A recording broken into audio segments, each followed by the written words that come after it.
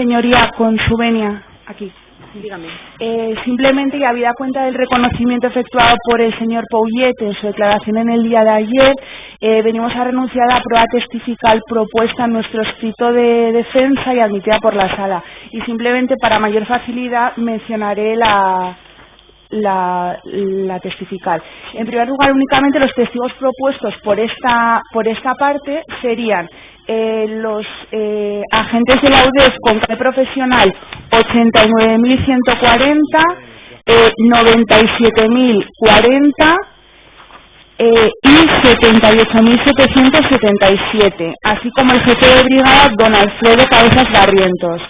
Los inspectores del Cuerpo Nacional de Policía con carnet profesional 72.813, 113.861, 97.140 y 110.267, así como los testigos Juan Manuel Avia Gurtubay y Carlos Pouget Llorca. Y los testigos propuestos tanto por esta como por otras partes, entre ellas el Ministerio Fiscal, Susana Font Picañol, Roberto Irace y Sandrine Nicole Michel Trujillo. Las defensas disponen del listado, del mismo listado que el tribunal. Bueno, hay que elaborar, si no se les dará, para que podamos hacer las cosas más ágiles, que ustedes cuando tengan que hacer este tipo de intervenciones los puedan citar con el número. Entonces se les va a facilitar, si no están ahora, si no tenemos ahora, se les hará, para que podamos disponer de esto. Entonces la he seguido en parte, pero no en su totalidad, pero no se preocupe. ¿Quieres que lo repito, señoría? No. Vale. Tengo claro que son los que aparecen para el día 21 de noviembre, entonces ese día en principio son todos y me faltan los que dice usted que también coincide con el Ministerio Fiscal, que después ya veremos si el Ministerio Fiscal los mantiene o no. Entonces, en el momento en que ya se les facilite, por favor, ese listado, yo supongo que estas intervenciones se irán produciendo más a lo largo de las sesiones y entonces necesito que se haga para todas las partes el listado de los testigos con la misma numeración. ¿Perdone?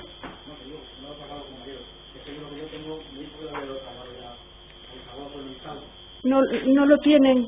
Bueno, pues sí, que lo hagan desde Génova, si no, y que se les mande a los procuradores. No sé qué será más rápido, si sacar las copias aquí y hacer las entregas en mano. Bueno, vamos a buscar cómo arbitramos una forma para eso. Entonces, de los números que a mí me aparecen como del 164 al 172, que coincidirían con los que están propuestos solo por esa parte, se le tienen por renunciado y veremos en cuanto al resto que usted que nos indica. Entonces, la señora Cristina Málaga, mire, su letrada ha justificado que ha tenido un problema, entonces no vamos a iniciar la sesión con su declaración. Vamos a iniciarla con Adán Llorca Barrero, y después seguiremos con la prueba testifical. En el momento que se incorpore su letrada, ya le tomamos a usted declaración. Si podemos hacerlo en la mañana de hoy, y si no, no se preocupe, que se la hacemos cualquier otro día, en el momento en el que pueda su letrada. Señoría, entonces, señoría, le avisaré yo. Si tengo noticias, se lo digo, para coordinar con ustedes, ¿vale? Muy bien, muy Gracias. bien. Adán Llorca Barrero, siéntese, por favor. Con la venia de la sala, al respecto de la declaración del señor Llorca, dos cuestiones. Primera, que como ayer hizo alguna otra defensa, contestará preguntas únicamente de este letrado. Y en segundo lugar, y al amparo del 729 segundo y tercero, y tal como también ha hecho alguna otra defensa, es interés de esta parte aportar una documentación muy sencilla, que, bueno, ciertamente podría haber sido aportada en otro momento procesal, pero entendemos que al amparo de estos artículos citados, tanto para que la sala pueda comprobar algunos de los hechos que son objeto de la acusación, en concreto lo que se refiere al señor Llorca, tanto como para valorar la credibilidad de las manifestaciones que habrá de hacer el señor Llorca en calidad de responsable civil, pero también en calidad de testigo de alguna manera, incluso alguna manifestación que el señor Pouget erróneamente hizo ayer, al amparo de esos artículos y del artículo 24 de la Constitución española, y para garantizar el derecho a la defensa y a la justicia efectiva, nos gustaría aportar esa documentación, que es muy sencilla. Es simplemente uno de los contratos que ha podido localizar el señor Llorca de alquiler de la vivienda sobre la que sabe que le vamos a interrogar, que es por lo que viene aquí, por ese posible comiso, y algunos extractos bancarios de su cuenta donde se acredita el ingreso de la renta de esa vivienda. Es simple y llanamente esta documentación la que queremos aportar. Guillermo, recoja la documentación y se la pasa al Ministerio Fiscal. Si el Ministerio Fiscal puede verla en este acto y informar si necesita. Es un original que por un original de una y lo mismo es, y original y copia. Bueno.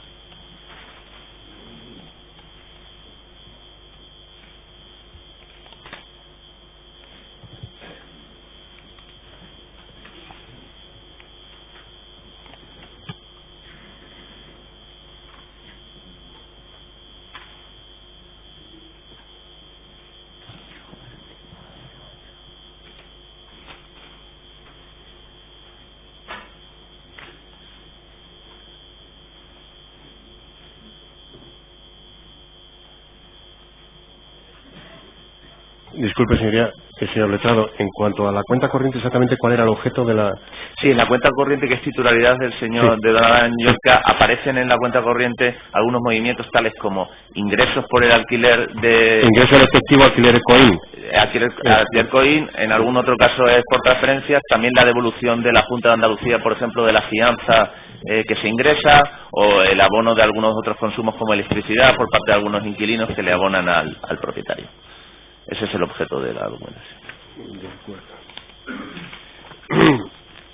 Señoría, el fiscal no se opone a la aportación de esta documentación sin perjuicio de su valoración, aunque no deja de ser paradójico que se le prive al fiscal de interrogar al señor Adán Llorca sobre este y cualquier otro extremo, nada más.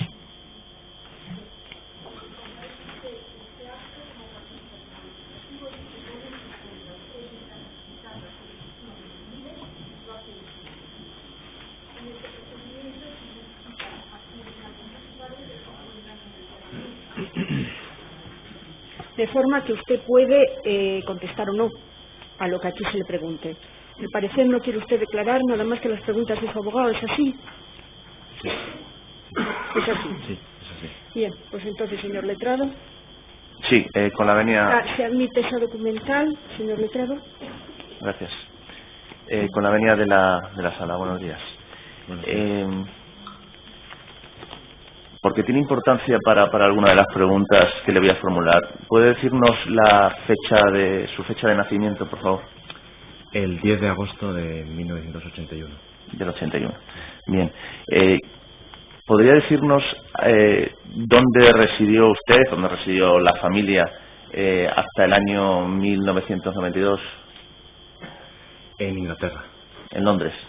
Sí, cerca de Londres. Sí. Bien, en el año 92, ¿cuándo y por qué y a dónde se mudaron, si es que ocurrió eso? En junio del 92, que recuerdo bien esa fecha además, no solo por el mes, que de vez en cuando hemos celebrado como la Vuelta a España, pero también porque eran las Olimpiadas y era la Expo, y yo vi las Olimpiadas ese verano y también fue la Expo. Volvimos a España y fuimos a Coín, Málaga. A Coín, Málaga. A partir de ese momento la residencia familiar fue en Coín, Málaga. Sí. Bien. Antes de seguir con esto, que lo he omitido, díganos por favor cuál es su profesión y cuál es su formación. Yo soy actor, guionista, director, cineasta, creador de contenidos audiovisuales principalmente. ¿Y su formación es en esta...? Es del arte dramático principalmente, sí. Bien. Mire, cuando usted vivía en Londres con su familia hasta junio del 92. ¿Usted había oído hablar alguna vez del Fórum Filatélico? No. ¿Cuándo oyó hablar por primera vez y en qué circunstancias, cuéntenos, de Fórum Filatélico? Yo recuerdo la primera vez cuando era adolescente ya, tendría 15, 14 años, y fue a través del baloncesto. Yo jugaba al baloncesto y seguía la NBA, el ACB, y un día mi padre me dijo, pues mira, este equipo, el Valladolid, lo patrocina un cliente mío. Y ahí es la primera vez que oí hablar de esto, de Fórum Filatélico. ¿Esto fue, dice usted, como adolescente, algunos años después, o pues de venir a Coín Málaga? Claro, no sé, tendría 15 años, a 96 más o menos, o por ahí. Bien. Mire, ¿hasta qué año estuvo el núcleo familiar residiendo en la casa de Coín? 99. ¿Qué pasó en el año 99? Pues que yo cumplí 18 y que además mis padres se separaron, y entonces ya eso dejó de ser el núcleo familiar. Bien. Y ahí mi padre se fue y ahí nos quedamos. Bueno, se quedó mi madre un tiempo, un par de años o por ahí, y después mi madre, estuvo mi hermana un tiempo también viviendo. ¿Su hermana Linda? Mi hermana Linda, solo tengo una, sí. Y estuvo ahí un tiempo ella, no sé, año y medio, 2 años, 2003, 2004, por ahí. Y bueno, pues eso, se encargaba, primero los gastos lo pagaba mi madre, luego mi hermana, luego se encargó una señora que llevaba toda la vida con nosotros trabajando en la casa, que nos tiene mucho cariño, es como una parte de la familia, y ella pagó los gastos durante un tiempo, hasta que yo me hice cargo hace como 5 años de la casa y los pago yo. Desde que su madre y su hermana, que por lo que ha manifestado fueron las últimas que vivieron como residencia habitual ahí, esa casa, ¿a qué la han dedicado? De visita, yo iba bajaba fines de semana, yo vivía en Madrid, y bueno, yo vivo en Madrid, bajaba fines de semana, bajaba en vacaciones, y era vacacional. Su padre desde la separación en 1999 no ha vuelto a utilizarla ni como residencia ni vacacional. No, él no apareció por ahí desde el 99. Bien. Mire, en algún momento, y si es así, cuéntenos en qué circunstancias se plantean su hermana y usted la venta de esa casa. Pues hablamos, ella especialmente, yo también, de que la casa era un peso, es un gasto mantener una casa, y además nos venía bien el dinero. Entonces mi hermana, antes de irse a vivir a Estados Unidos, que sigue viviendo ahí, en el 99, finales del 99, del 2009, hablamos de vender la casa. Entonces le pedimos a Daniel, mi primo Daniel Poget, que se encargara de un poco de cómo hacer esto, de cómo gestionarlo. Y él empezó y vio que la casa había arreglos que hacer, y incluso pidió una tasación como para ver cuánto nos podían dar por la casa, pero resulta que la casa tenía y sigue teniendo problemas de planos, de que no coinciden, no sé, el catastro o algo así, que no coinciden lo que es real con lo que marca los planos del ayuntamiento. Y entonces dijo que era complicado, que en ese momento que no se podía vender. Y entonces mi hermana, antes de irse a Estados Unidos, me firmó un poder para que yo pudiera, exclusivamente yo, poder gestionar la venta de la casa. A mi primo lo detuvieron y ya... Perdón que le interrumpa. Antes de Sí. irse a Estados Unidos, el otorgamiento de ese poder, ¿recuerda usted más o menos cuándo fue? Pues si ella se fue yo creo que fue antes de que se fue ella, que se fue en octubre del 2009, o sea que ya poco antes. Sí, perdón. Y entonces él se desentendió del tema cuando ya lo detuvieron y dijo, mira, yo no puedo seguir ayudándoos. Entonces un tiempo después yo dije, bueno, voy a seguir con las gestiones para vender la casa, y pedí una nota simple y vi que ponía que ¿cómo se llama? Prohibición de disponer o algo así, que no se podía vender. Y Y entonces, bueno, poco después ya dije, bueno, pues ya que no la puedo vender, voy a intentar alquilarla. Y empecé a pensar en lo de alquilar en el 2011 más o menos.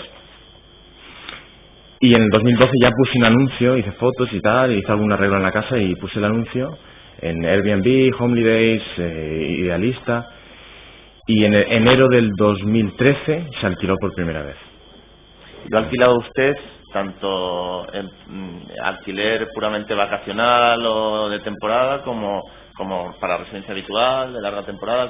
Ha habido 3 inquilinos de larga temporada, unos que estuvieron 3 años, otros estuvieron menos de un año, y actualmente está alquilada de larga temporada. Y luego vacacional, este verano hemos tenido 5 inquilinos. Uh-huh. Y esto, la renta, ¿quién la cobra? Yo hablé con mi hermana en ese momento y le dije, estando ahí, mientras ella esté allí, lo voy a cobrar yo. Además me estoy encargando yo de la casa, entonces lo cobro yo. Además, pues, es que no tiene sentido, una cantidad tampoco es enorme como para enviar dinero a Estados Unidos. O sea, entonces acordamos en que yo me quedaba con la renta, y es lo que ha pasado. Bien, y mire, ya para terminar, esa casa está a su nombre, a nombre suyo y de su hermana Linda. ¿Usted sabe por qué cuando se mudaron a España se habló algo? ¿Sus padres les dijeron algo a ese respecto? ¿Qué se habló en casa sobre esa circunstancia de que se venían a Coín y a una casa que resulta que estaba a su nombre? Pues cuando vinimos a España, que fue además la elección de Coín fue realmente una elección de placer, de decir cuál es el mejor lugar en el que podemos vivir volviendo de Inglaterra, y eligieron Coín directamente de un mapa, y ellos siempre dijeron que esa casa sería nuestra, que esa casa era una herencia en vida que teníamos nosotros, que era pues como el que le da otra cosa a sus hijos, pues esa casa iba a ser para nosotros, para mi hermana y para mí. Uh-huh. Desde un principio nos lo plantearon así. Y esa casa cuando se vinieron ya estaba comprada, ¿no? Sí, claro. Muy bien. Pues muchas gracias. No hay más preguntas. Muchas gracias. Puede usted sentarse al fondo, puede marcharse, lo que desee. Vale, gracias. No, vamos a empezar. Vamos a iniciar entonces la prueba testifical. Que se llame a José Luis Azaya Oñate.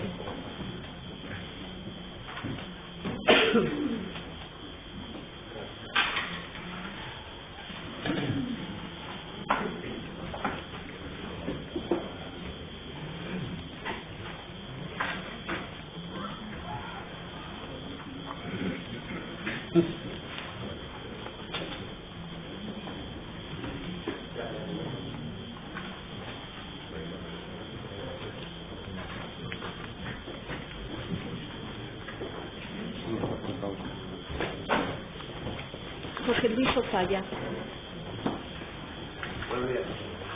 Buenos días.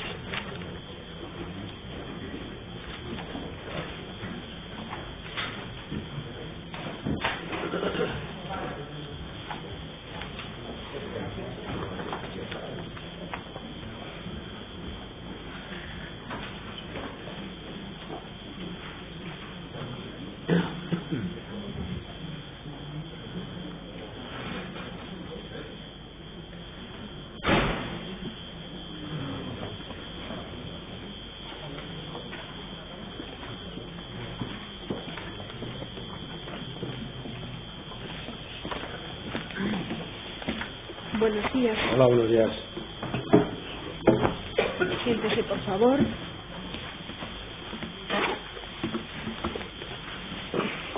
Su nombre es José Luis Azaya Oñate. Sí, correcto. Comparece en este acto como testigo. ¿Qué relación ha tenido usted con Forum y con las personas aquí acusadas? Con Forum como entidad, ninguna. Y con las personas aquí, con Francisco Briones y con Agustín Fernández. ¿Y qué relación ha tenido usted con ellos? Como asesor fiscal y contable y de servicios de administración de sus compañías.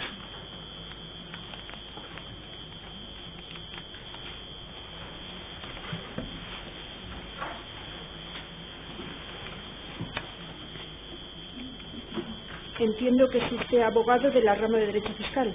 Sí. Bien,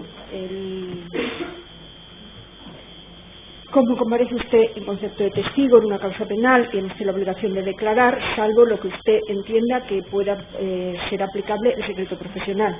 Entonces, si hay alguna pregunta de las que se le realicen aquí, que usted considere que debe hacer uso del ejercicio del derecho al secreto profesional, pues lo indica. Bueno, muchas gracias, señoría. En todo lo demás, ¿jura usted o promete decir la verdad? Sí, juro. Bien, por su calidad también conoce usted las consecuencias de lo que es el falso testimonio en una causa penal. Entonces, Ministerio Fiscal. Sí, con la venia de la sala, señorías. En todo caso, señor Ozaya, le recuerdo que usted ya prestó declaración antes de este juicio en un juzgado de instrucción. ¿De acuerdo? Sí. Vamos a ver, señor Ozaya. Quiero preguntarle en realidad por su relación con 3 sociedades. ¿De acuerdo? Prácticamente. En primer lugar, la sociedad Coborsa Sociedad Limitada. La sociedad Coborsa Sociedad Limitada se constituyó el 28 de mayo del año 96. No recuerdo exactamente la fecha, pero sí. Mire, yo tengo documentación disponible por si en algún momento dado usted necesita ver algún documento, se lo podemos escribir, que hay una copia para usted, de documentos, escrituras, certificados, lo que usted necesite, lo tiene rápidamente. Mire, le digo que es un dato objetivo, que el 28 de mayo del año 96 se constituyó la sociedad Coborsa SL, y que usted compareció al otorgamiento de la escritura de esa sociedad. ¿Quiere usted decirnos cuál fue su intervención en la constitución de esa sociedad? En aquel momento, como asesor de Francisco Briones, se creó un vehículo para repartir a España una cantidad de dinero. Quiero recordar que aproximadamente unas 45 millones de pesetas, y se utilizó un vehículo de la constitución de una compañía en España y se repartió ese dinero. Estamos hablando de la sociedad española Coborsa. Coborsa. ¿Qué cantidad nos ha dicho, perdone? 45 millones de pesetas,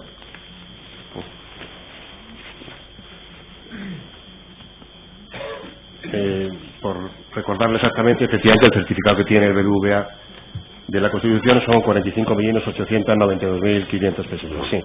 Le digo decía usted que Coborsa Sociedad Limitada se constituye con la finalidad exclusiva de repartir a España unos capitales. ¿Esos capitales dónde se encontraban? Bueno, yo pasé mucho tiempo con el señor fiscal, pero quiero recordar que ese dinero se lo he encontrado ubicado en Suiza. Y tenga en cuenta que ha transcurrido mucho tiempo. Lo comprendo, sí. Y en aquella época estas figuras, estos vehículos, bueno, pues se llevaban a cabo a través de una plaza que en aquella época no se encontraba sujeta al Real Decreto de Paraísos Fiscales, que era Belice, que luego posteriormente sí que ha estado incluida en el Real Decreto. Y a través de un despacho internacional de abogados que colaboraba con nosotros en aquella época, se llama Morgan & Morgan, que también utilizaba sus servicios en muchas plazas en el mundo, se constituyó esta compañía ahí, a través del despacho Morgan & Morgan. La compañía de Belice, dice usted. Una compañía de Belice que no me acuerdo cómo. Bien, la compañía, se lo digo yo, Mitchell Company. Puede ser, sí, puede ser. Esos nombres son facilitados por los propios despachos internacionales. Y a través de esas figuras, pues en aquella época se repatriaba el dinero. Y quiero recordar que ese dinero que entró en la compañía Coborsa se utilizó para inversiones inmobiliarias, desde la propia compañía Coborsa. Bien, la constitución de la sociedad, en la constitución de la sociedad se dice el certificado que se aporta en la escritura de las aportaciones de capital de cada uno de los socios, que ahora diremos cuáles son. Sí. Se dice que Mitchell Company hace una orden de pago de extranjero ordenada, y además se hace una declaración después de la inversión. La gestión de la repatriación de esos fondos, y la orden dada por Mitchell Company, todo eso se lo encomendó personalmente, señor Briones, a usted. Sí. ¿Hubo que desplazarse fuera de España para hacer alguna gestión? No. Lo digo porque, mire, señor Ozaya, hay un acta de una reunión de una junta directiva, teóricamente celebrada el 14 de marzo del año 96 en Panamá, donde se dice que 3 personas que firman como directivos o en representación de la presidencia de Mitchell Company le otorgan a usted un poder general muy amplio, con amplísimas facultades. Entiendo que usted no ha tenido contacto con estas personas físicamente. Nada, ninguno. ¿Cómo le llega a usted ese poder? A través de courier.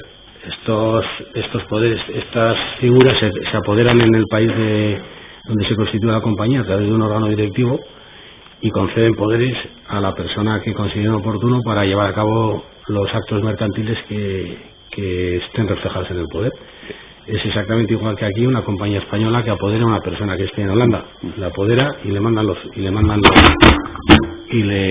hacen ya los poderes, bien, aparatillados y traducidos o con Vale, para contactar con el despacho de fiduciarios de Panamá, desde España, ¿cómo se hizo? O sea, ¿se contrató servicios en España? Sí, a través de Morgan y Morgan, un despacho que estaba, Morgan y Morgan aquí en España, que estaba en aquella época en la calle Avenida Brasil o Avenida Brasilia, a la altura de Orense, entre Orense y Capitanaya. Mire, en la constitución de la sociedad, en la escritura española, comparece usted como representante de Mitchell Company, ¿de acuerdo? Usted como constituyente representando a Mitchell Company, el señor Pedro Ramón Rodríguez Sánchez, que comparece en nombre propio, y representando también Europromotores Aviet Sociedad Limitada. La pregunta es, uno, ¿quién le apoderó a usted para este acto? ¿Quién le apoderó a usted para este acto? Entiendo que para constituir la propia compañía. La propia compañía, lo que le he dicho yo del despacho fiduciario de Panamá. Vale. Claro. Dos, el señor Pedro Ramón Rodríguez Sánchez. ¿Sabe usted de quién estamos hablando? Yo creo que era con cuñado o tenía una relación de parentesco con o tiene, vamos, no lo sé, con el señor Briones. Bien. ¿Y Europromotores A10? ¿Sabe usted qué esa sociedad que es? Europromotores A10 era una compañía de Ángel Briones. Del hermano del señor Briones. Sí. Bien. ¿Por qué usted le aconsejó al señor Briones que se constituyera la sociedad con alguna otra persona? Es decir, que con la... No, eso ya no lo recuerdo, la verdad. Eso, pues... ¿Quién eligió al señor Rodríguez Sánchez para constituir Coborsa? Perdón. ¿Quién eligió al señor Rodríguez Sánchez para constituir? El señor Briones. El señor Briones sencillamente ejecutaba instrucciones del señor Briones. Sí, por supuesto. El señor Pedro Sánchez, ¿no? Pedro Ramón Rodríguez Sánchez. Pedro Ramón Sánchez, o Rodríguez Sánchez, perdón. Yo las pocas veces que he podido compartir con él un momento ha sido a través del señor Briones, y me imagino que una de ellas sería en la Constitución de Coborsa. Bien. Señor Ozaya, mire, en ese acto es usted del año 96 es usted nombrado junto con el señor Rodríguez administrador solidario de la compañía Coborsa SL. Esa administración solidaria llegó hasta el 28 de diciembre del año 2000, ¿de acuerdo? Sí, pues. Y a partir de esa fecha, de 28 de diciembre del año 2000, ya pasa usted a ser el administrador único, ¿de acuerdo? Cargo en el que cesa usted en el mes de julio del año 2006. Sí. Me ha seguido bien, ¿verdad? Sí. Entonces, durante el tiempo... Bien, de acuerdo, sí, cómo no. El señor Ozaya y el señor Rodríguez Sánchez fueron nombrados administradores en el órgano de constitución, en el momento de constitución, hasta el 28 de diciembre del año 2000. A partir de ahí, entonces, el señor Ozaya pasa a ser administrador único hasta el mes de julio del año 2006. La pregunta, señor Ozaya, es, durante todo el tiempo que usted ejerció como administrador, tanto primero solidariamente como después como administrador único, ¿ejecutó usted instrucciones del señor Briones o de alguna otra persona? No, solamente del señor Briones. Solamente del señor Briones. Exclusivamente, señor Briones. ¿Qué exactamente, como administrador, usted qué tenía que hacer en Coborsa Sociedad Limitada? Bueno, nosotros realmente nuestra figura era, y le insisto, como un despacho dedicado a llevar la contabilidad, las declaraciones de impuestos y el asesoramiento mercantil de baja intensidad. La figura de administrador de la compañía, hombre, yo... hasta cierto punto quería ostentarla siempre y cuando se llevara la contabilidad en la oficina o en el despacho, porque así yo podía controlar cualquier tipo de operación que no con la que no me encontrara incómodo, ¿no? Y de hecho mi relación fue siempre así, y todas las instrucciones las daba el señor Briones. Yo creo recordar que esa compañía lo que tenía eran productos financieros, quiero recordar, porque ha transcurrido mucho tiempo y tal, pero tenía productos financieros, inversiones financieras e inversiones inmobiliarias, y las relaciones con los intermediarios financieros o las instrucciones a los intermediarios financieros las daba expresa y exclusivamente el señor Briones. Bien, las cuentas bancarias que había abiertas a nombre de BBVA, entre ellas en el banco BBVA a nombre de Coborsa, ¿en esas cuentas tiene usted reconocida firma? Pues la verdad es que no recuerdo. ¿Y el señor Briones recuerda si tenía reconocida firma? No recuerdo. Ahora sí, si hay algún documento, algún talón de que estuviera firmado por mí, que puede existir, lo sería por instrucciones del señor Briones para pagar.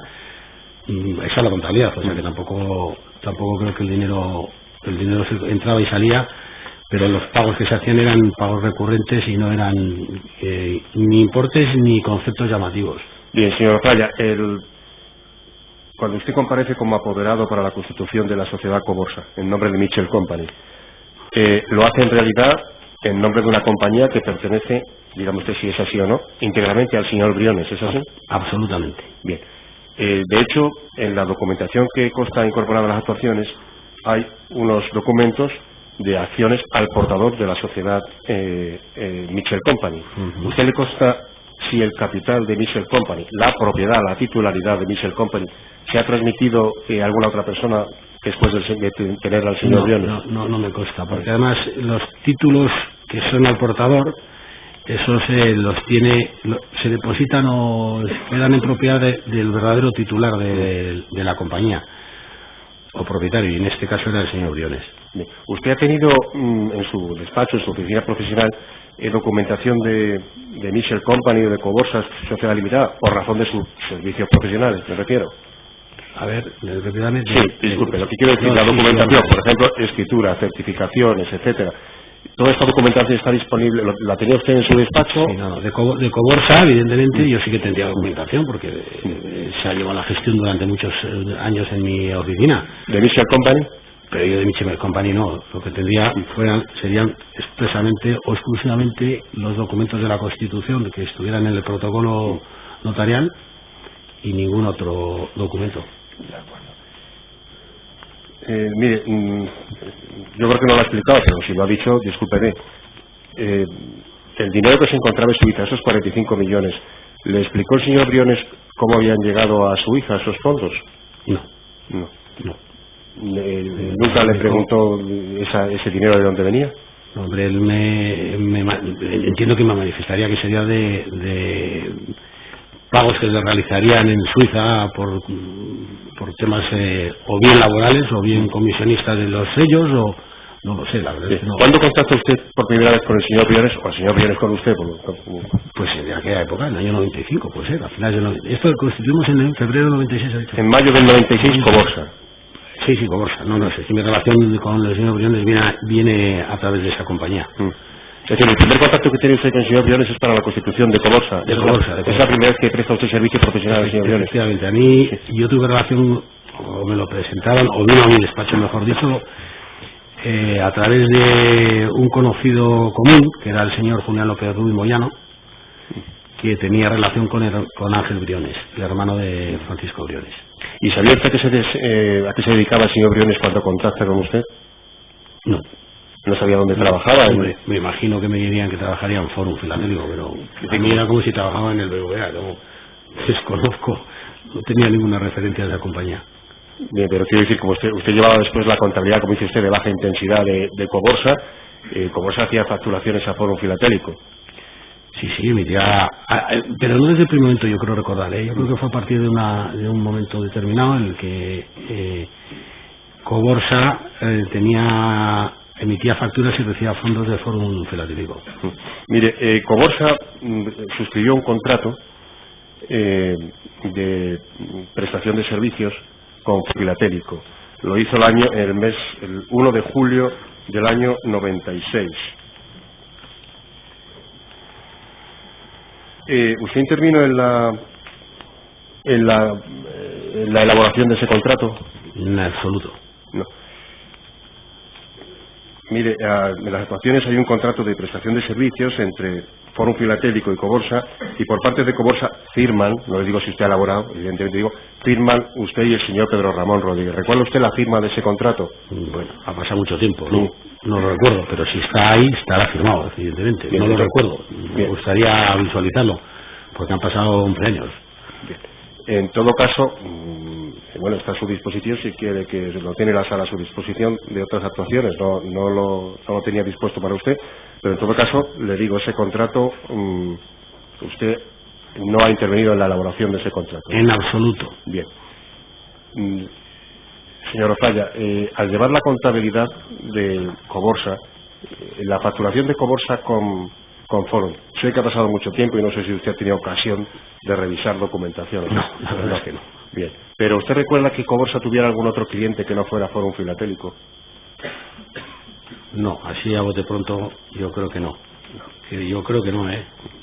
Y si lo tenía sería de forma residual. Y le ruego que disculpe, pero ha pasado mucho tiempo, entonces no lo recuerdo. Lo entendemos. Bien, mire, el señor Rodríguez Sánchez, pero Ramón Rodríguez Sánchez, que fue administrador solidario con usted hasta el año 2000, este señor dejó de ser, en principio, dejó de tener participaciones en la sociedad Coborsa. ¿Sabe usted cuándo desapareció del accionariado de Coborsa? No lo recuerdo. No.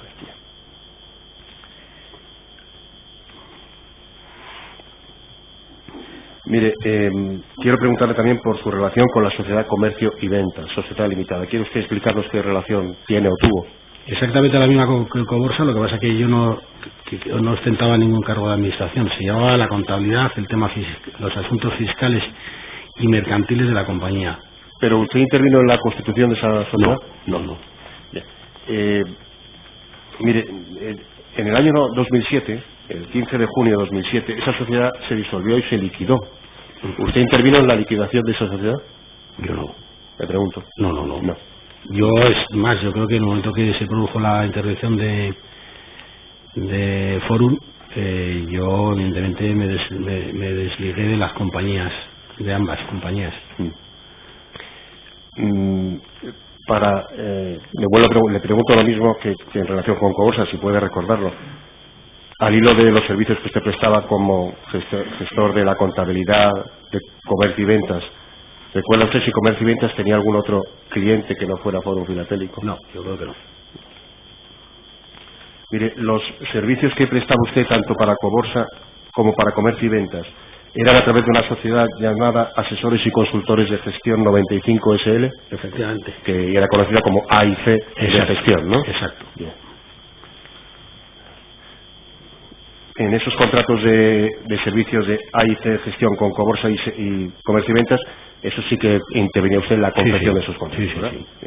Mire, y la tercera sociedad por la que le quiero preguntar es por la sociedad Sprineste, Sociedad Limitada. ¿Qué relación tuvo usted con esa sociedad? Exactamente la misma que con las anteriores. Se llevaba bajo un contrato de prestación de servicio la contabilidad, las declaraciones fiscales y los asuntos mercantiles, insisto, de baja intensidad. No participé en la constitución ni ninguna relación con la compañía. A mí me llegó en un momento dado, no recuerdo el mes, yo creo que fue a finalizar un año, que podría ser el 2005, ¿no? Porque los intervino pues la buena memoria, o a mediados de ese año 2005, y se le estuvo llevando la contabilidad de la compañía. Bien, señor Ocaya, entonces el primer contacto es con Coborsa. Entiendo que los servicios para Comercio y Venta vinieron después. Paralelamente después, sí, no lo sé. Y el último servicio fue ya para Sprineste. ¿Y cómo conoció usted Sprineste? ¿Quién le constituida? Me manifestó el señor Briones si estaba interesado en llevar una compañía del grupo Forum Filatélico, que con la misma relación, es decir, procesar la contabilidad, desplazar el personal de mi oficina a las oficinas de donde están ubicadas las oficinas de Sprineste, desarrollar la contabilidad y lo que lleva aparejo. El tema, me imagino que podría haber nóminas y elaboración de nóminas, declaraciones impositivas trimestrales o mensuales, etcétera, etcétera.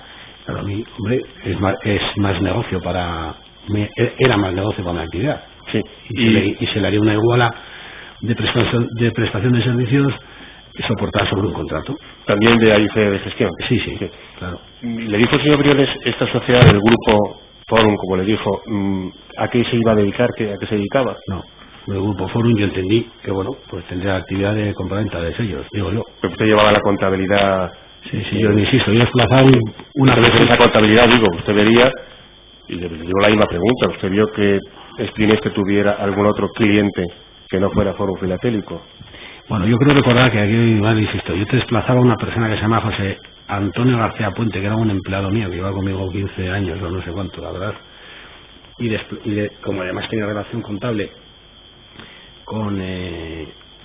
con Comercio y Coborsa, ¿vale? Porque era el interlocutor válido con Francisco Briones, que era la persona con la que este colaborador mío o empleado mío, en el caso que hubiera alguna duda sobre el soporte documental, pues lo consultaba con el señor Briones. Consideré oportuno que fuera el que desarrollara la labor profesional en Sprineste. Insisto, yo creo recordar que se trasladaba él a las oficinas de Sprineste, y allí la única persona que yo consideré que además solamente tiene una figura de interlocutora a efectos de el facilitar la documentación contable estaba Belén Gómez, con la cual tampoco ella daba ninguna instrucción al respecto.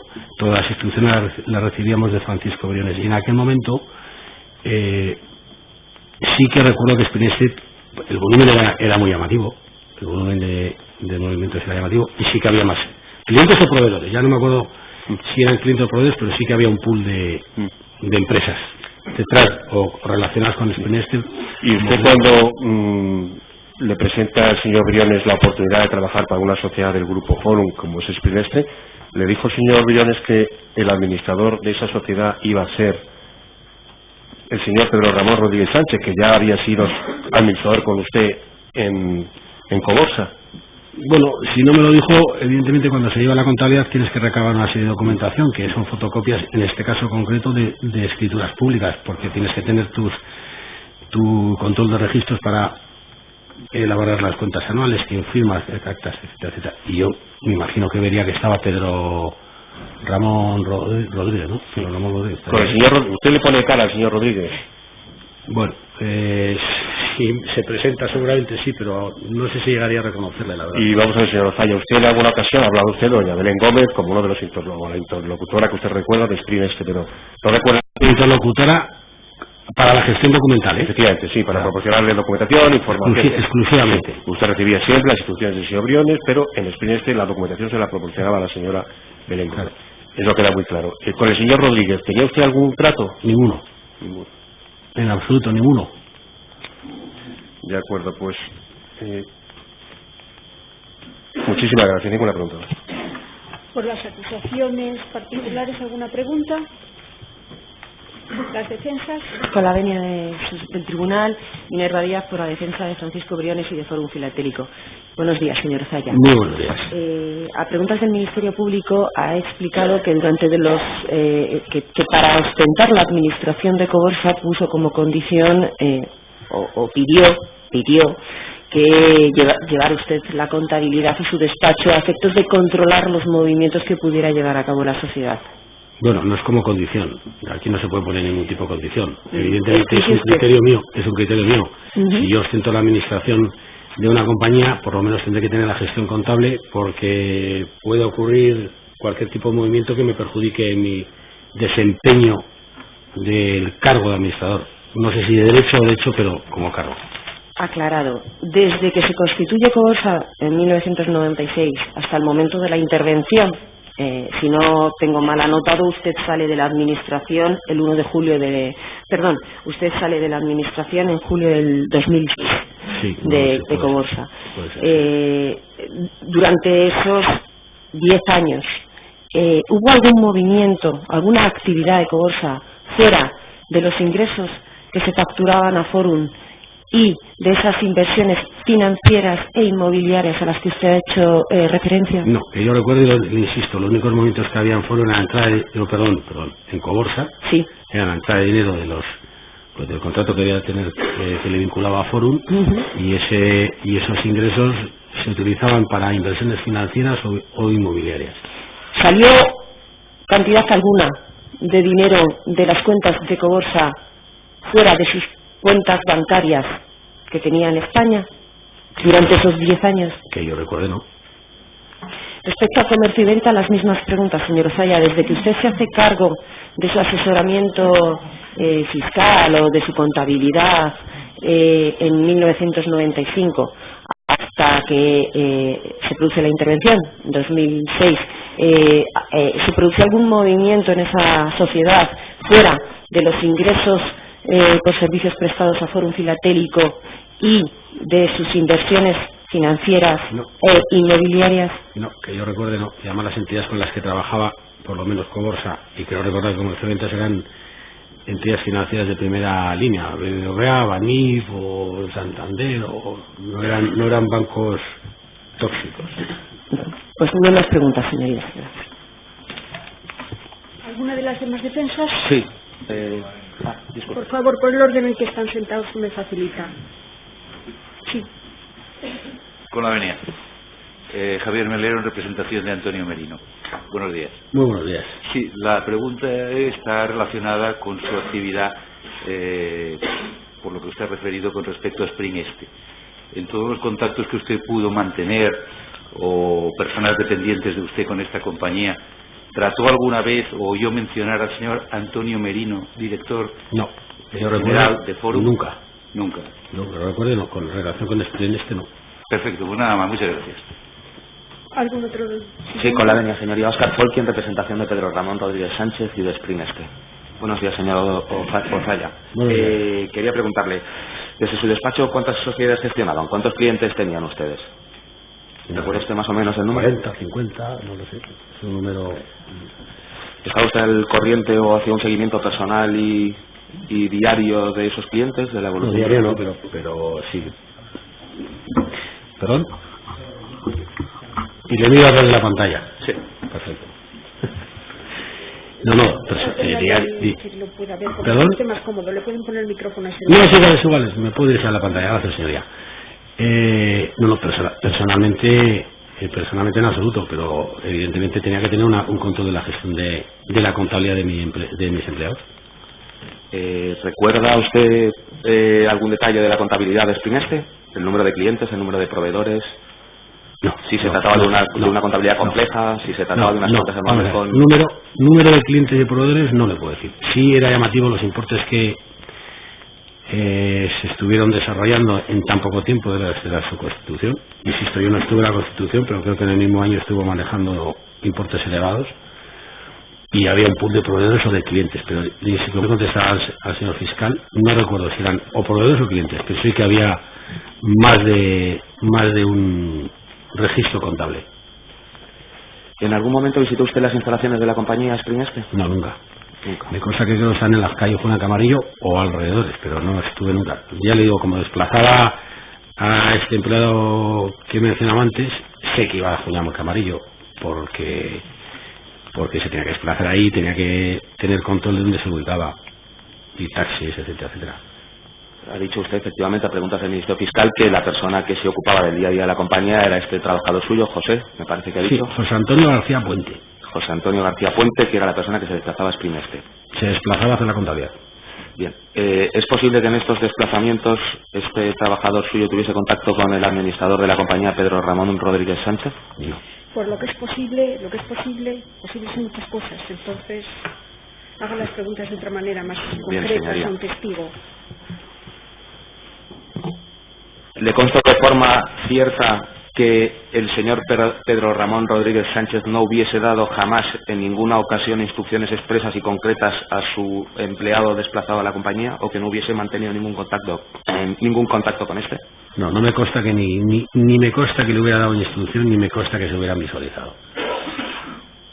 Última pregunta, señor Ozaya. ¿Cómo recibían ustedes las instrucciones que dice recibir del señor Briones respecto a esta compañía?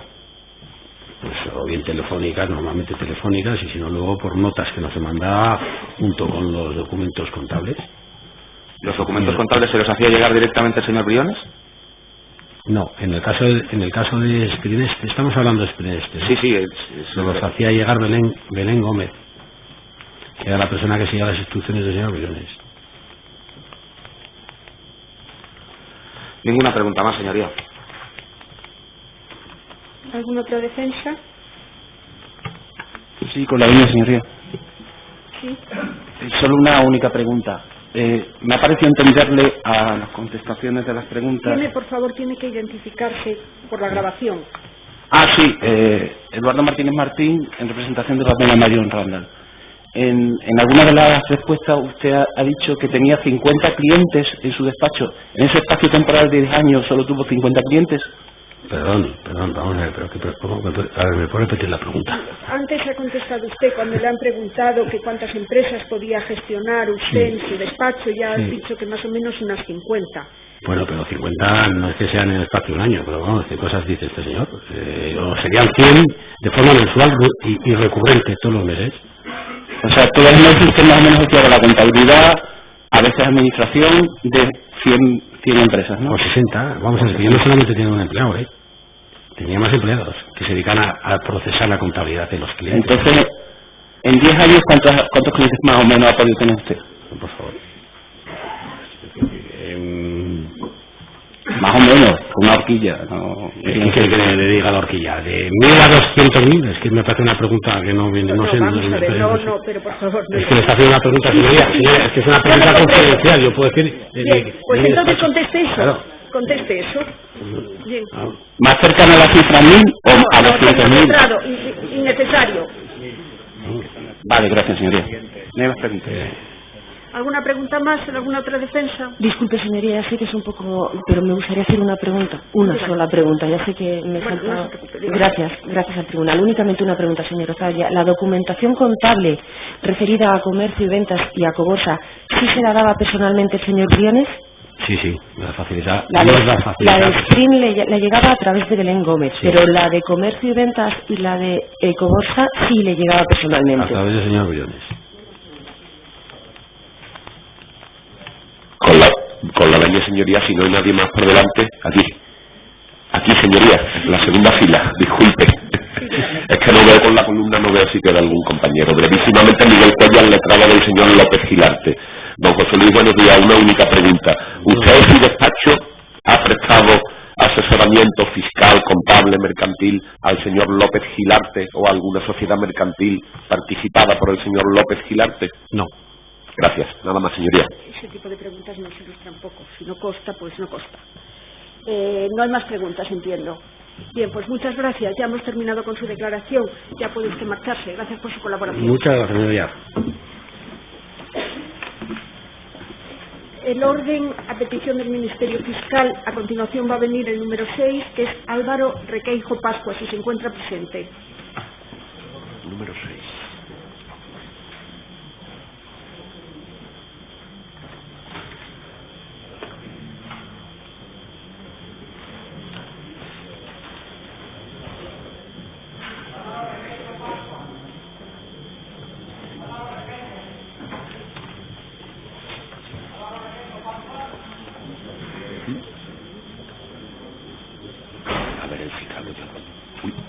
¿No está presente? A continuación, Pilar... Señoría, no, es que como el señor Requeijo y la señora Foncillas han prestado o han realizado un informe conjuntamente, si no estuviera el señor Requeijo, no quisiera que la señora Foncillas declarara sin que hubiera declarado el señor Requeijo. Entonces pasaríamos al señor San Román para que después declarara el señor Zurita, si es que estuvieran fuera. Y el señor Zurita está fuera también. Sí, pues y la señora Foncillas también. No, de acuerdo. Bien, pues entonces el número 3, Jaime de San Román Diego. Vamos a tratar de que la numeración, que tiene algunas alteraciones, no se modifique. Por eso sería el número 3, porque la número 2, que es María Cabezón, es la que hemos trasladado para el día de mañana ante la previsión de que pueda ser más larga.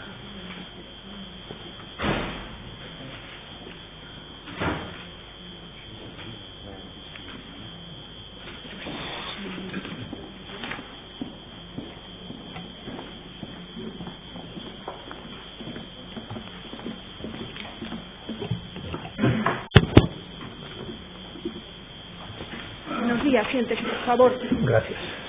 Su nombre es Jaime de San Román Diego. Sí. Comparece usted en este acto como testigo. ¿Qué relación tiene usted con Fórum o con las personas que aquí están acusadas? Es una relación profesional que deriva de un encargo que se nos hizo en su momento para emitir un dictamen sobre la actividad de Fórum. ¿Es usted letrado? Sí. comparece usted como testigo en un procedimiento que es una causa penal, por lo tanto tiene usted obligación de declarar, pero si en algún momento alguna de las preguntas que se le hagan considere usted que afectarían a su derecho a secreto profesional, pues nos lo indica. Gracias, señoría. ¿Jura usted o promete decir la verdad? Juro. Bien, ¿conoce usted las consecuencias de faltar al juramento que acaba de hacer? Sí, señoría. Bien, pues el Ministerio Fiscal puede preguntar al testigo. Sí, con la venia. Para facilitar la declaración del señor Zurita, señoría, perdón, señor San Román, disculpe, señor San Román, quisiera que el señor San Román tuviera a la vista el informe, documento que se encuentra incautado en la documentación incautada en José Abascal 51 el 13 de febrero de 2007, pieza documental 3A, planta quinta, habitación 4, caja 1, despacho del señor Merino, folios 175 a 240 y un ejemplar completo, señoría, completo, porque a este le falta una hoja, en la pieza documental 3C, tomo 1, despacho de Juan Ramón González, folios 180 a 242, incautado en la entrada de registro de 2 de octubre de 2007 en José Abascal 38. Por último, señoría, por si las defensas tuvieran que seguirlo por medio de los autos principales, también el informe se encuentra en el tomo 160, folios 50.042 a 103, y una nota complementaria 5.014 a 108. 50.014 a 108. Disculpe, 50.104, 50.108, disculpe. Bien. La sala tiene ya a su disposición este documento. ¿Se incorporó en sesiones anteriores? Entiendo que sí. Entiendo que sí.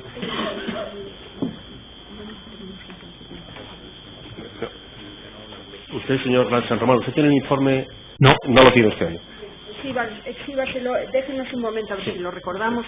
Es que no lo tenemos aquí, como están de lo mismo, lo tenemos en este momento. Bueno, señores, si no, hacemos una copia rápidamente. Imprimimos de los autos principales rápidamente.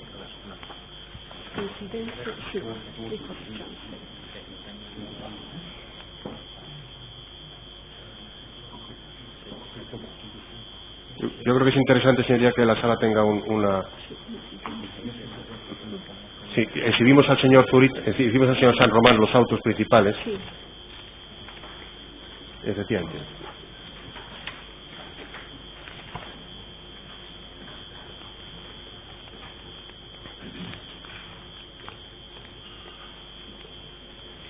En el tomo 160, folio 50.042.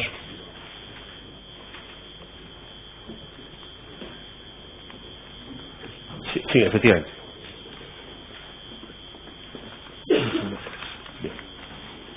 Señor San Román, tiene usted a la vista un informe y tendrá también al final de ese informe una que ustedes denominan nota complementaria a ese informe, ¿de acuerdo? Yo le intentaré guiar a lo largo de la declaración y me temo que lo voy a tener que hacer con la numeración que consta en el margen inferior del informe, ¿de acuerdo? Es decir, de 2 dígitos, ¿de acuerdo? Muy bien. Es decir, las páginas del informe. ¿De acuerdo? Bien, la primera pregunta, señor San Román. Este informe, si quiere usted ir a la página 60 del informe.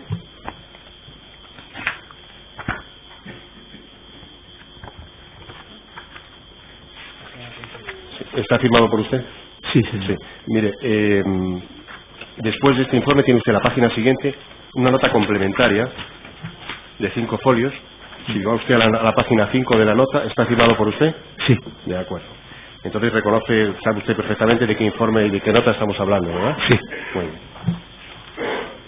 bien. Señor San Román, como este informe está firmado también por el señor Zurita, quisiera que nos aclarara antes que nada si está elaborado conjuntamente o se han dividido ustedes partes del informe por algún motivo. No, Está elaborado conjuntamente. Nosotros en esa época varias veces hicimos informes conjuntos, entonces lo que se hacía era un trabajo inicial o de campo que llevaban a cabo normalmente abogados del despacho, y luego se veían las conclusiones y las conclusiones eran conjuntas. De acuerdo, entonces yo le voy a preguntar sobre, en general, por todo el informe, porque entiendo que usted también suscribe todo el informe. Mire, antes que nada, ¿este informe está hecho para la entidad Fórum Filatélico o no? Sí. Sí, para la entidad Fórum Filatélico. Cuando el juzgado de instrucción le requirió en su día, en el año 2007, para que indicara qué personas le habían requerido al despacho la elaboración, porque usted es abogado de Clifford Chance, ¿verdad? Era en aquella época abogado de Clifford Chance. Y este informe está suscrito por un abogado que no es de Clifford Chance y usted que trabajaba para Clifford Chance, ¿es así? Es así, sí. Cuando se le requirió para que identificaran las personas que habían encargado esto, ustedes dijeron que se ponían a disposición del juzgado, como no podía ser otra cosa, pero que por su razón de secreto profesional no querían revelar la persona o personas que le habían encargado este trabajo. Es un trabajo para Fórum Filatélico. ¿Recuerda usted qué personas le encargaron este trabajo? Vamos a ver, el encargo vino de Fórum Filatélico, las personas concretas no las recuerdo, es decir, al despacho. No sé ni siquiera si el primer contacto fue conmigo o fue con el socio director. Se nos dijo que se necesitaba un dictamen sobre si la actividad que llevaba a cabo Fórum Filatélico estaba incluida en una modificación que yo creo que era del año 98 de la Ley del Mercado de Valores, que si podíamos hacernos cargo del dictamen. Se nos convocó para una reunión en Fórum Filatélico, y a esa reunión acudimos. Bien, fíjese que el informe, si va a la carátula, es de 23 de febrero del año 99. Sí. Bien, esa reunión de la que habla usted en Fórum Filatélico, ¿cuándo tuvo lugar?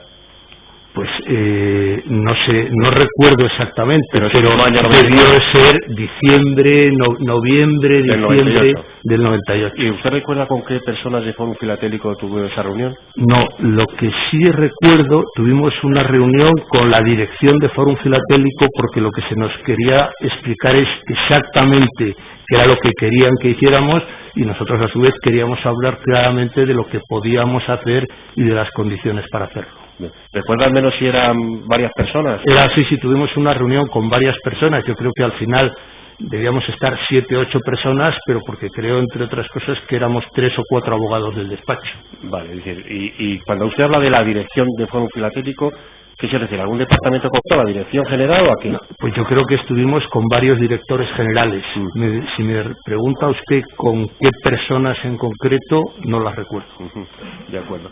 Mire, y a pesar del tiempo transcurrido, en esa reunión, ¿de qué se habló? En esa reunión se habló de en qué tenía que centrarse el encargo, es decir, y concretamente era si como consecuencia de esa modificación de la Ley del Mercado de Valores, esa regulación, que eso sí lo he recordado, era el artículo 26 que creaba las empresas de servicios de inversión, si eso afectaba a la actividad de Fórum Filatélico. Ese fue el encargo fundamental. Muy bien. ¿Y usted tuvo noticia entonces de que Fórum Filatélico había encargado también a otro despacho jurídico otro informe exactamente sobre lo mismo? En ese momento no se nos comunicó, pero lo que sí se nos había dicho, no sé si en la reunión o en el encargo inicial, como es habitual, que había la posibilidad de que hubiera otros despachos, incluso que había la posibilidad de que no se nos eligiera a nosotros para llevar a cabo el informe. Pero no se nos dijo nunca que estábamos trabajando en paralelo con ningún otro despacho, ni que teníamos que poner en común nada con ningún otro despacho. De acuerdo. ¿Y cuándo tuvo usted conocimiento de que la firma Ernst & Young había realizado también un informe para Fórum Filatélico? El conocimiento lo tuve con una noticia de prensa que se filtró, que apareció en la prensa, donde se hacía referencia a este dictamen y se decía algo así como Clifford Chance y Ernst & Young emitieron informes sobre Fórum Filatélico. Vale. ¿Usted ha llegado a tener a la vista ese informe de Ernst & Young? No. No, de acuerdo. Mire, ¿Hubo una propuesta de actuación escrita entre Clifford Chance y el señor Zurita y Fórum Filatélico?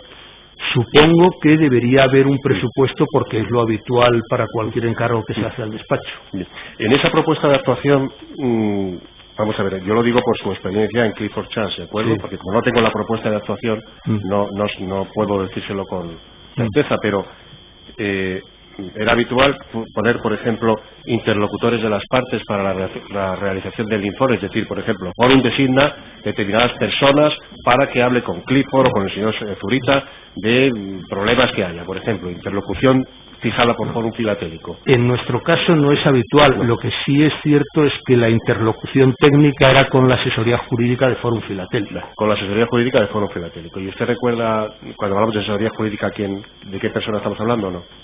Yo creo que estamos hablando con el director de la asesoría jurídica y con otro de los abogados que trabajaban en Fórum Filatélico. ¿Sabe usted quién es el señor Juan Ramón González?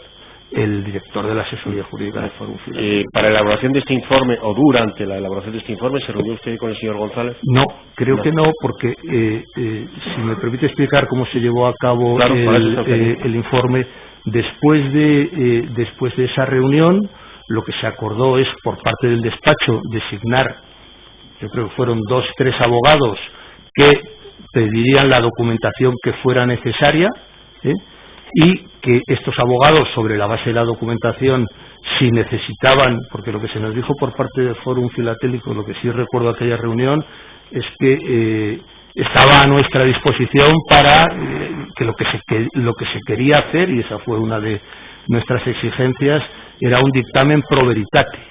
Es decir, que lo que querían saber realmente es si la modificación de la ley incidía en su actividad, y que en ese sentido que estaban abiertos a cualquier documentación que pudiéramos necesitar al respecto, que la pudiéramos solicitar. Es decir, que no había ninguna premisa predeterminada ni ninguna conclusión que hubiera que alcanzar. Efectivamente. Es decir, que pro veritate, como dijo usted también al juzgado de instrucción, que habían hecho un informe pro veritate, es que, digamos, con todas las consecuencias que se derivaran del informe. Efectivamente. De acuerdo.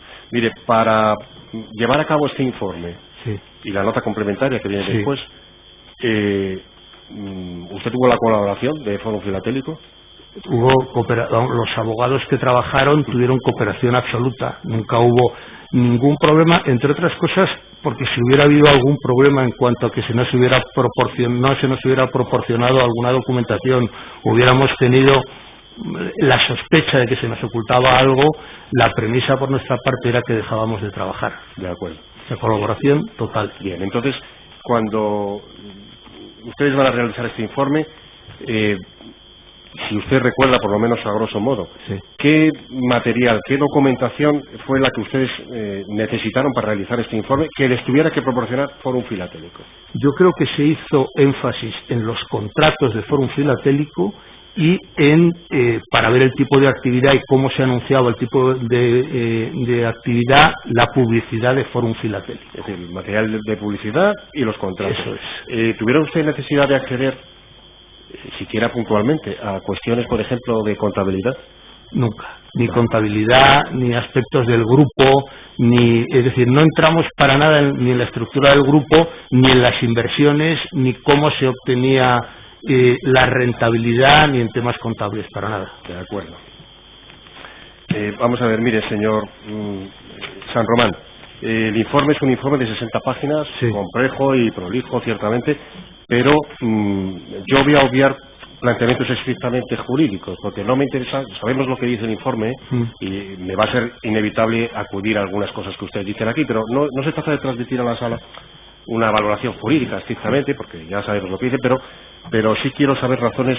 Vamos a hablar de cuestiones de método, más bien de metodología y de interlocución con Fórum Filatélico, ¿de acuerdo? Por eso, aunque usted entienda que sacrifico muchas páginas del informe, lo hago en aras de la claridad para el tribunal, De todas formas, si usted entiende alguna vez que mi pregunta es tan grosera técnicamente que necesita usted espigar en el informe para sacar alguna conclusión que yo estoy silenciando, pues hágalo para que tenga sentido mi pregunta y su respuesta, ¿de acuerdo?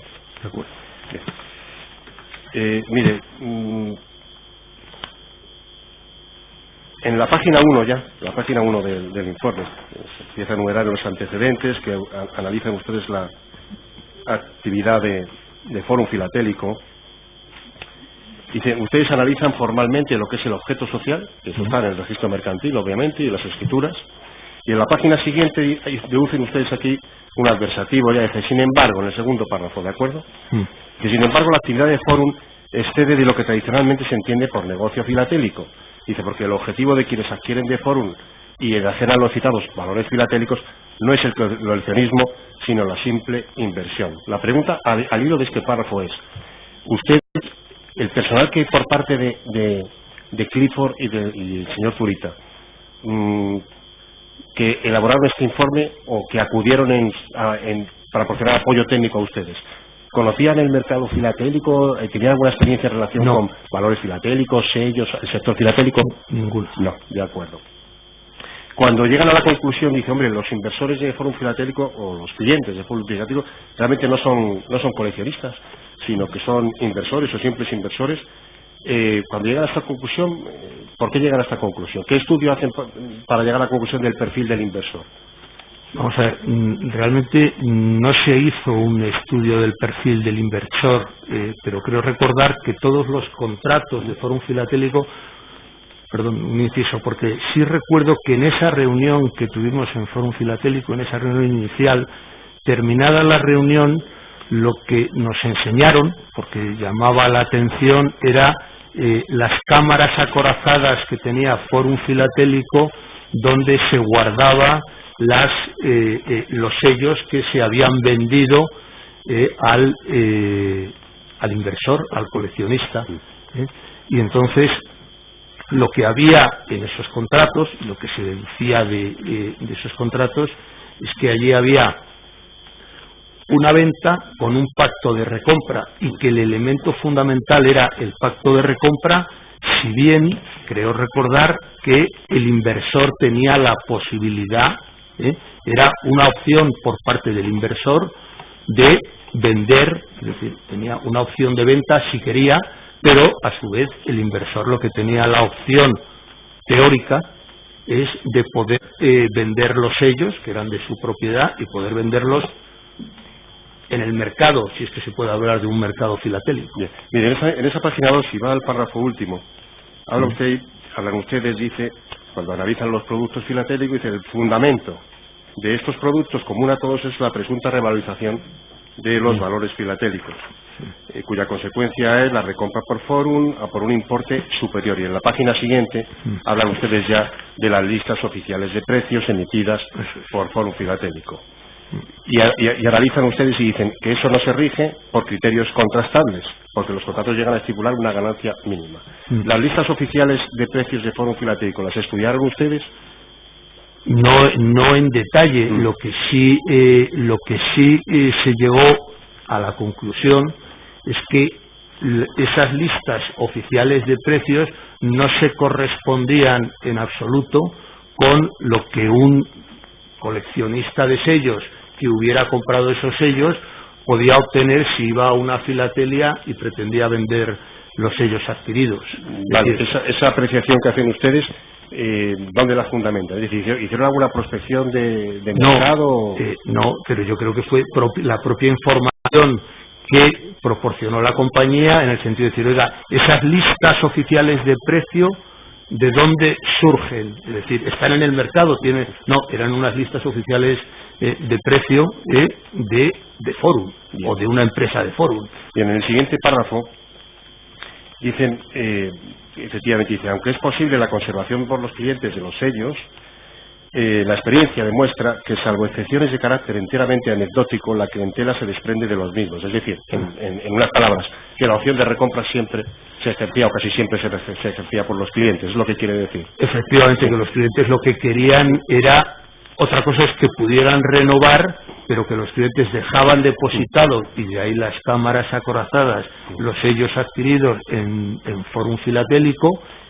y al final, cuando llegaba el plazo de vencimiento, se desprendían de los sellos, no se quedaban con ellos, lo cual en principio parece que desvirtuaba también la idea de coleccionismo de sellos. Bien, entonces cuando en este párrafo dicen ustedes que, salvo excepciones de carácter anecdótico, que dice, bueno, es que son muy pocos los que no ejercen la opción de recompra, este párrafo se sustenta en algún estudio sobre los registros de Fórum Filatélico que le lleve a la conclusión de que había un alto porcentaje de clientes que ejercían la opción de compra? Yo creo que eso es información proporcionada verbalmente en las entrevistas que tuvieron los abogados que estaban haciendo, por llamarlo de alguna forma, el trabajo de campo, o los interlocutores directos con la gente de Fórum Filatélico, donde la empresa reconocía que en su inmensa mayoría, es decir, que tenía clientes a lo largo del tiempo, y que sistemáticamente gran parte de los clientes lo que hacían era ejercitar la opción de venta sin perjuicio de que pudieran volver a invertir en muchos casos. Bien. Mire, vaya a la página 4, por favor. Bien. Y en el párrafo último, es un párrafo amplio, cuando se refieren ustedes a las listas oficiales de precios, que dicen que son documentos unilaterales de Fórum, le pregunto, fíjese que al final del párrafo, discúlpeme si voy un poco rápido, es por ser sintético, al final del párrafo se dice que el valor de los sellos en los mercados ajenos a Fórum, dice, no equivale siquiera al precio inicialmente pagado por el cliente en el momento de su primera adquisición, y que sería de todo punto imposible para un cliente obtener el precio inicial, ni mucho menos el precio de recompra si acudiese al mercado. Y como he dicho usted antes, que esto es información, que usted se nutre de información que le dice la propia Fórum Filatélico, esto de que el cliente ni siquiera podría, no ya la revalorización, sino el precio inicial, la inversión inicial, ni siquiera tendría su reflejo en el mercado, es decir, ni siquiera el mercado le pagaría al cliente la recuperación de su inversión inicial. ¿Eso es una cosa que salió de la propia Fórum Filatélico? Yo creo que eso es información, es decir, recuerde que yo no estuve haciendo trabajo de campo, es decir, yo veía las conclusiones, pero que evidentemente lo que se decía es, oiga, esto se puede obtener, si yo cojo estos sellos, que era precisamente para poder analizar la actividad, si estos sellos yo, que ahora he comprado por un precio X, voy a una filatelia, salgo de aquí con mis sellos y decido venderlos, me dan este precio. Y probablemente, y por esa es la conclusión, o lo que se hace constar, es no, porque estos precios, estas listas oficiales, en realidad no son listas oficiales como tal. De acuerdo. Pase usted, por favor, a la página 27 del informe.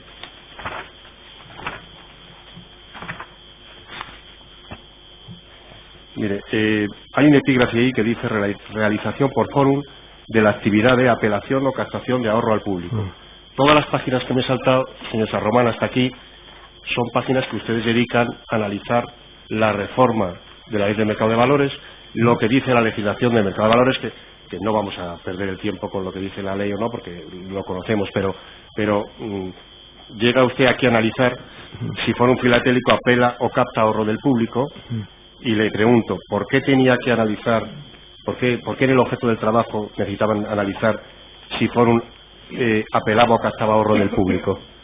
No es que tuviéramos que analizar, es que para ver la actividad, era qué tipo de actividad era la que se realizaba realmente por Fórum Filatélico, y esa actividad cómo encajaba en la reforma de la ley del mercado de valores. Entiendo que es porque la reforma de la ley decía que la apelación o captación de ahorro del público estaba reservada a entidades de crédito, en su caso, o debía someterse o bien a la ley del mercado de valores o bien a la legislación especial que correspondiera. Efectivamente. Bien, y por eso ustedes analizan si la actividad de Fórum, como les piden, está o no en la ley, pues dicen, vamos a ver si apela o capta ahorro del público o no. Y porque Fórum Filatélico, uno de los aspectos fundamentales de la actividad de Fórum Filatélico estaba basada en una red de vendedores o de captadores de inversores, como quiera usted llamarlo. Mire, en el párrafo segundo de ese apartado 3 dice, en efecto, ¿vale? Es una especie de conclusión. Entendemos que Fórum realiza una aproximación activa, apelación o captación a personas que disponen de ahorros, fundamentalmente economías domésticas, y que conforman un colectivo carente en principio de notas de afinidad entre sus miembros. Por consiguiente, se puede afirmar que Fórum apela o capta ahorro del público.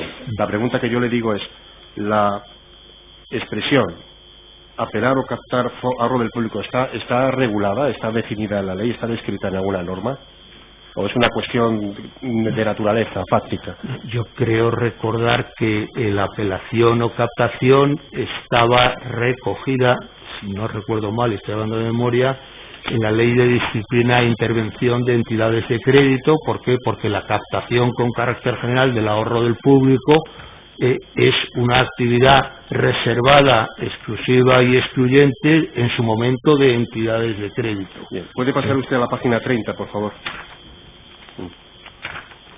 Hoy saltos muy grandes, pero si ve usted en el párrafo segundo, de esa página 30, en el párrafo segundo, ya además de hablar de captación o apelación de fondos, hablan ustedes de fondos reembolsables del público. Ya añaden ustedes algo más. Son fondos reembolsables del público. ¿Qué añade la expresión fondos reembolsables a fondos del público? Yo creo que la metodología del dictamen, del informe, es llegar a la conclusión de que efectivamente no había o no encajaba como tal la actividad de Forum en la reforma de la Ley del Mercado de Valores, pero que a nuestro juicio esa actividad suponía captar ahorro del público exactamente igual que podía hacer una entidad de crédito. Yo creo que esa era la conclusión fundamental del informe. Bien, ¿puede ir a la página 32, por favor? Y vamos al párrafo último, que es un párrafo amplio.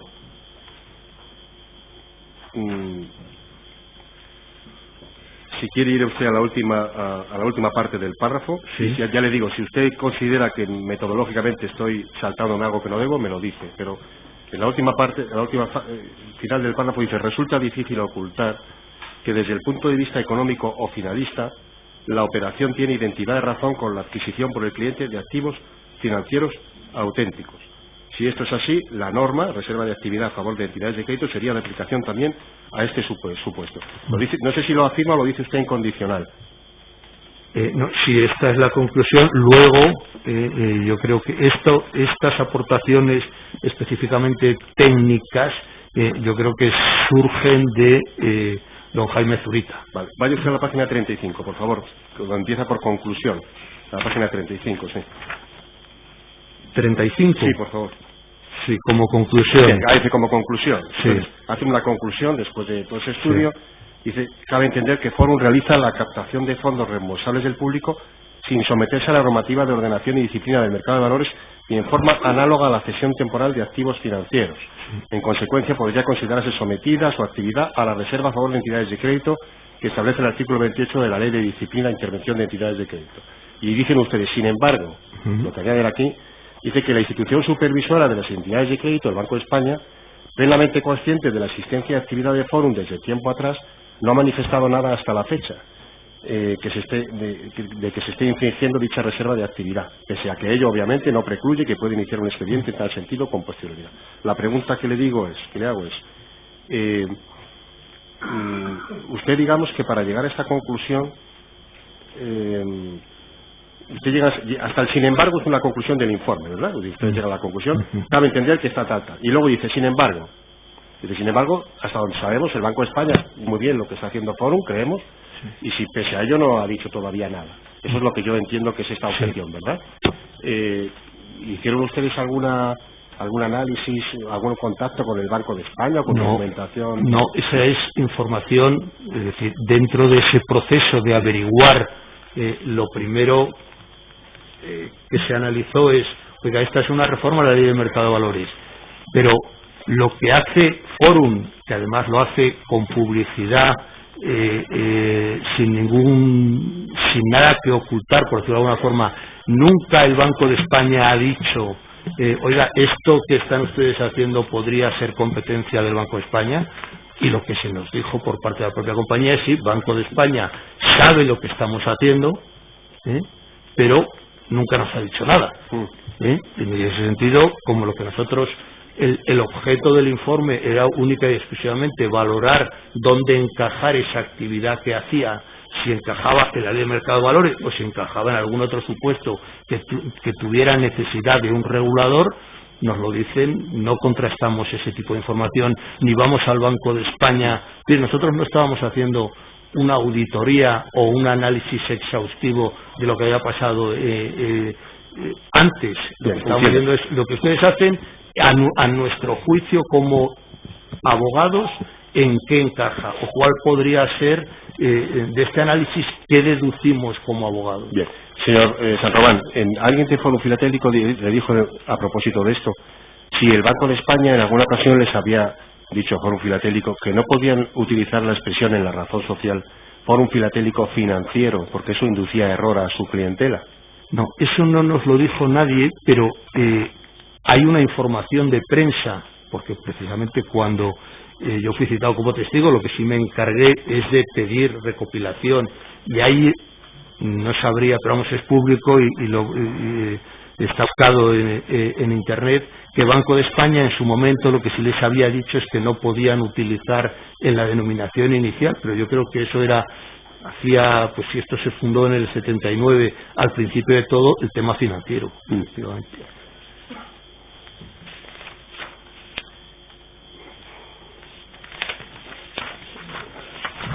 Bien, ¿quiere usted, por favor, ir a la página 59, que es la página de conclusiones?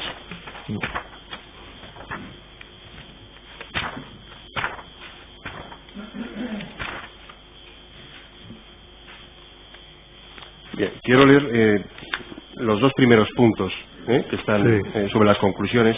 Dice, la primera es que la actividad de Fórum no está comprendida en el ámbito general de aplicación de la Ley del Mercado de Valores, tal y como ha quedado modificada por esta reforma del año 98. Nos hemos saltado, señor San Román, ya lo sabe, todo el discurso que hacen ustedes allí, el esfuerzo sobre qué dice la ley, porque no sabemos lo que dice la ley, ¿de acuerdo? Dice el segundo punto. Sin embargo, dice, la actividad de Fórum, sin embargo, constituye una captación de ahorro del público y, por tanto, la misma ha quedado prohibida para empresas no sometidas a una regulación especial por el nuevo artículo 26 bis. Si es que no se encontraba ya prohibida bajo el artículo 28 de la Ley de Disciplinas e Intervención de Entidades y Créditos. Entiendo que el artículo 28 ya tenía una reserva de actividad para entidades de créditos, es lo que quiere usted decir, ¿no? Efectivamente. Que no necesitaba que la Ley de Eso es, que no hace falta que la Ley de Mercado de Valores, el artículo 26 bis, era una especie de cajón desastre para intentar cerrar cualquier posibilidad de escape, pero que aunque no hubiera existido esa modificación, a nuestro juicio eso era captación de ahorro del público. De acuerdo. Mire, si va usted a las últimas páginas, tenemos, si se sitúa usted, la nota complementaria, ¿de acuerdo? Sí. Pone nota complementaria al dictamen sobre la incidencia de la reforma de la Ley de Mercado de Valores. Sí. Esta es una nota complementaria a este informe, ¿de acuerdo? Sí. Pero que se hace el 22 de febrero. El informe, usted ha visto que es de 23 de febrero, sí, y aquí pone 22 de febrero del año 99. ¿Cómo es posible eso? No, yo creo que ahí hay un baile de fechas, es decir, nosotros hacemos un dictamen, mandamos el dictamen sobre la premisa inicial de que ese era nuestro dictamen y que no íbamos a cambiar nada, y entonces se nos pide si podemos hacer un anexo, o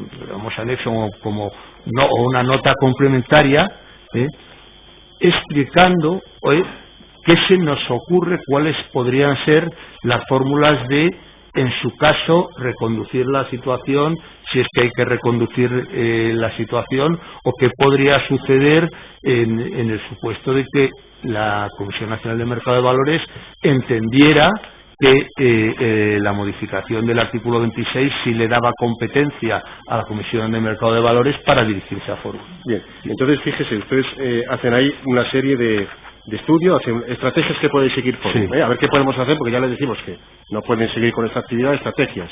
Sí. Dice en el apartado A, dice, Fórum podría, desde luego, si se sitúa en la página 1 de la nota, por favor. Sí. Sí. El último párrafo. Sí. Fórum podría, desde luego, desplazar su negocio actual hacia una entidad regulada de nueva creación en el seno del grupo. Por ejemplo, podría constituir una empresa de servicios de inversión, dice, o un banco, obteniendo las correspondientes autorizaciones. Esto de convertirse en un banco es una cosa, para que nosotros lo entendamos, es una cosa que proponen ustedes a Fórum o que les sugiere Fórum a ustedes. No, Fórum ahí lo que ellos no nos sugirieron, o no recuerdo que nos sugirieran nada. ¿Qué podríamos hacer? Pues reconviértanse ustedes y hagan una empresa de servicios de inversión, o intenten ustedes constituir un banco y captar directamente ahorro. Lo que pasa es que no a través de ellos, evidentemente, porque no podría hacerlo un banco. Y sin embargo, fíjese, dice ustedes aquí, dice, pero no va a ser posible convertirse en estas entidades porque va a haber una oposición del regulador seguro. Y lo sustenta ustedes en dos cosas muy claras, A y B. ¿Por qué el regulador no les va a dejar convertirse en un banco o una entidad de servicios de inversión? Y las dos objeciones fundamentales son, primero, porque la causa verdadera de los contratos no es la compraventa de sellos, sino la obtención de un rendimiento financiero respecto a ahorros. Y dicen, esta causa, dicen, no es ilícita, pero constituye una actividad reservada cuyo ejercicio se somete a estrictas normas y a un riguroso régimen de supervisión, una de cuyas piedras de toque es la transparencia en la información que se facilita a los ahorradores. Por tanto, la objeción que ponen ustedes a la reconversión de Forum es que no es transparente la información que se da al cliente, al inversor de Forum Filatélico. Evidentemente no es transparente en el sentido de que lo que se le asegura